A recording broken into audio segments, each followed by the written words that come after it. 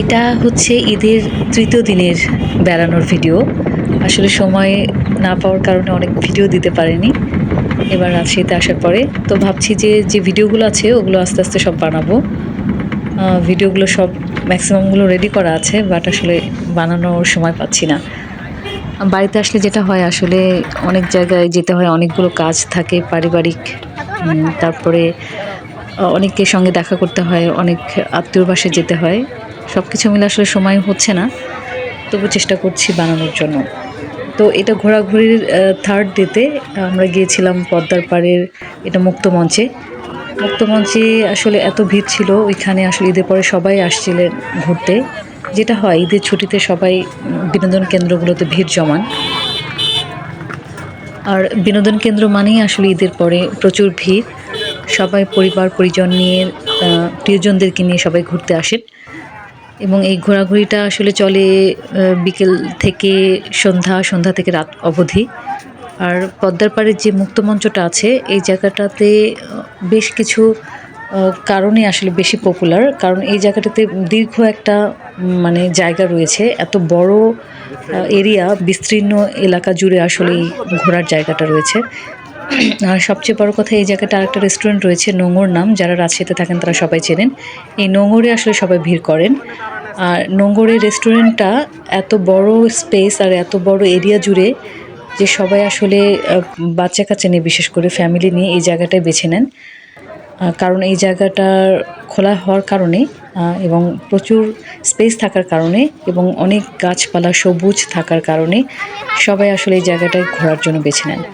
আর যারা পরিবার পরিজন নিয়ে বাচ্চা কাচ্চা ছোট বাচ্চা নিয়ে আসেন তারা বাচ্চাদের খেলবার জন্য আসলে বিস্তৃত যে জায়গাটা রয়েছে, সবুজ মাঠ রয়েছে এখানে খেলার জন্য, সেই জায়গাটা তারা ছেড়ে দেন বাচ্চাদেরকে। বাচ্চারাও সবাই এই জায়গাটা আসলে ঘুরে ঘুরে খেলা করে, ঘুরে বেড়ায়। আর সময় কাটানোর জন্য খুব চমৎকার একটা জায়গা হচ্ছে নোঙর রেস্টুরেন্টটা। যারা রাজশাহীতে থাকেন তারা নিশ্চয়ই এই নোঙর রেস্টুরেন্টটা চেনেন, আর এই জায়গাটা সম্পর্কে সবার ধারণা রয়েছে। তো এত সুন্দর জায়গা, আমরা সবাই এই জায়গাটা চলে আসলাম ঘোরার জন্য। অনেকেই আমরা এই জায়গাটা বসে কিছুক্ষণ সময় কাটালাম। আর বসে থাকতে আসলে ভালো লাগে, এখানে এত চমৎকার বাতাস, পদ্মা নদীর পাশে, পদ্মার পাড়ে। আমরাও সবাই এখানে ঘোরাঘুরি করছিলাম, আবার অনেক ছবি তুলছিলাম, কিছু ভিডিও করছিলাম এই জায়গাটাতে। এত চমৎকার লোকেশন ছিল এখানে যে ছবি না তুললে আসলে অন্যায় হবে, সেই জন্য আমরা সবাই এখানে ছবি তুলে নিচ্ছিলাম। আর এখানে যদি কেউ চুপচাপ বসেও থাকে এসে পদ্মার পাড়ে, এখানে যে বসার জায়গাগুলো রয়েছে চমৎকার। আর সবচেয়ে এনজয় করছিল আমার ছোট ভাইয়ের বেবি স্নিগ্ধ, সে এখানে খেলা করছিল আর দৌড়াদৌড়ি করছিল, ও খুবই মজা পাচ্ছিল। আমরা আসলে বিকেল থেকে সন্ধ্যা পর্যন্ত এই জায়গাটিতে ছিলাম। সন্ধ্যা না, অনেক রাত হয়ে গিয়েছিল, রাত 8টা-9টা বেজে গিয়েছিল। এই জায়গাটিতে আমরা টাইম স্পেন্ড করছিলাম, কিছু খাওয়া দাওয়া করছিলাম, তারপরে ঘোরাফেরা। আর এই জায়গাটাতে যে বসার জায়গাগুলো রয়েছে অনেক দূর পর্যন্ত জায়গা, সেখানে আমরা ঘোরাফেরা করছিলাম। সবচেয়ে বেশি এনজয় করছিল স্নিগ্ধ।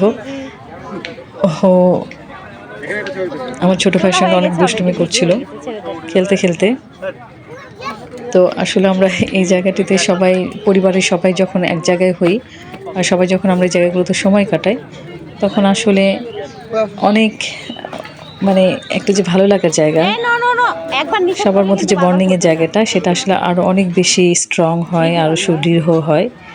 এই জন্যই আমরা এই ঈদের ছুটিতে সবাই মিলে কোথাও না কোথাও ঘুরতে যাই, আত্মীয়দের বাসায়, ছোট চাচার বাসায়, বড় আপুর বাসায়, বড় ভাইয়ের বাসায়, সব আমরা ঘোরাফেরা করি।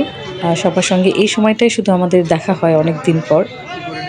আমাদের সঙ্গে আমার বড় আপুর ফ্যামিলি ছিল, দুলা ভাই, তার বাচ্চারা ছিল, ছোট ভাইয়ের ফ্যামিলি ছিল। তো সবাই মিলে আমরা ঘুরছিলাম।